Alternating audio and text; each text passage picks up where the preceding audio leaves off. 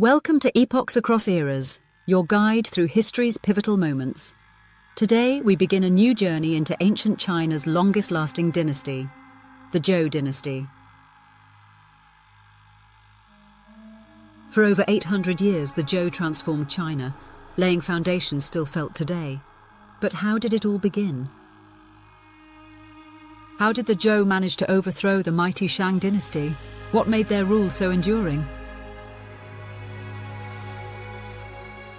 From the introduction of the mandate of heaven to the creation of a feudal system, the Zhou reshaped China's political, philosophical, and social landscape. Join us as we travel back over 3 millennia to explore how one dynasty's rise set the stage for one of history's most remarkable eras of kings, philosophers, and warriors. Around 1046 BCE, China witnessed an unprecedented event. The powerful Shang Dynasty, rulers for centuries, collapsed under rebellion from a once loyal vassal, the Zhou. But who were the Zhou? And how did they achieve such a feat? Was it strength alone, or something deeper? A new idea of divine authority? This rebellion wasn't just a change in leadership. It introduced the mandate of heaven, forever changing how rulers justified their power. Today, we'll uncover how this seemingly ordinary rebellion set China on a path toward philosophy, politics, and culture that would echo through thousands of years of history. Before they rose to greatness, the Zhou were just one among many tribal states under Shang influence. Originating from the Wei River Valley in today's Shanxi province, the Zhou were initially loyal vassals paying tribute to their Shang overlords. Early Zhou rulers were known for their military prowess, agricultural productivity, and disciplined governance. The turning point came with King Wen, whose charisma and diplomatic skills expanded Zhou influence. Unlike Shang rulers, Wen was known for his virtue and fairness, traits that attracted allies from neighbouring states. Yet it wasn't Wen who overthrew the Shang. That fell to his son, King Wu, who inherited his father's vision, and armies prepared for war. The Zhou didn't just rely on military strength, they harnessed ideology. They believed in a moral universe where a ruler's right to govern depended on virtue. This idea became known as the mandate of heaven.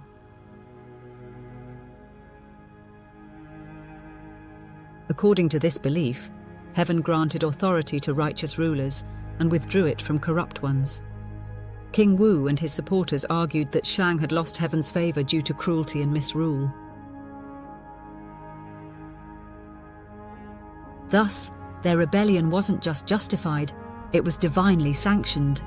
The decisive confrontation came at the Battle of Muye, near the Shang capital of Yin. King Wu led a coalition of discontented vassals and tribal warriors against the Shang army, commanded by the infamous King Zhou of Shang. Despite being vastly outnumbered, the Zhou had moral purpose and strategic brilliance on their side. Many Shang troops were slaves and forced conscripts who had no loyalty to their leader.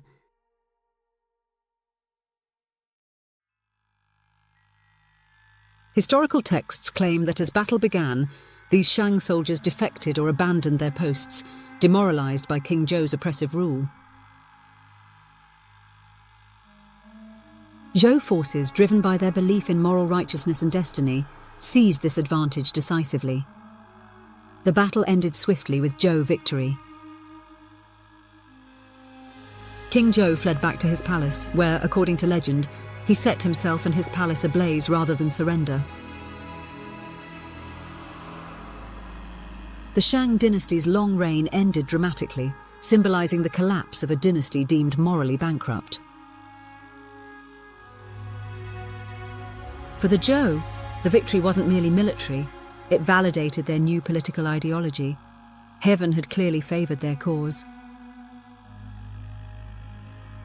This battle became legendary, serving as a historical example of how moral virtue could triumph over corrupt authority.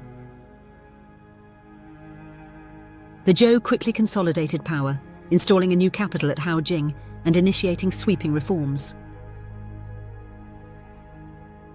With Shang defeated, the Zhou faced a monumental task, governing vast territories and diverse populations. Their solution was a feudal system, decentralizing control and delegating authority to loyal nobles and relatives. These nobles, granted land by the Zhou king, managed local affairs while pledging allegiance and military support. This feudal structure allowed for efficient control over expansive regions.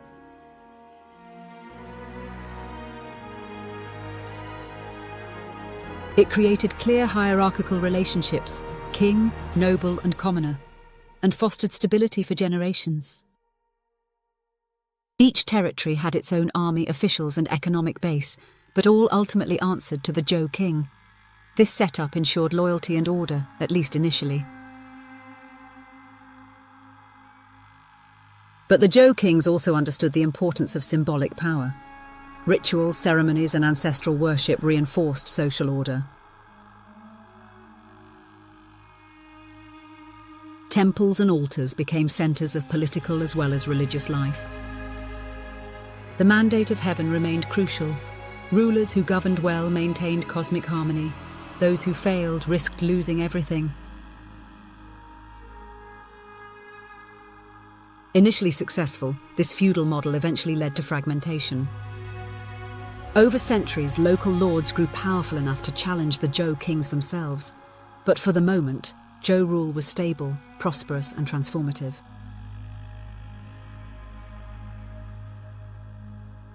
Their structure laid a foundation that shaped China's future dynasties, leaving a political and philosophical legacy unmatched in history. The rise of the Zhou Dynasty marked a defining moment in Chinese history.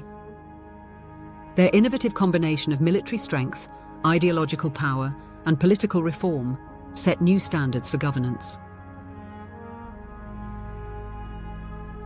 The concept of the mandate of heaven permanently changed how rulers across China legitimized their authority. While the Zhou would eventually face their own decline, their cultural and intellectual influence endured, shaping Confucian thought, Taoist philosophy, and the very nature of Chinese society.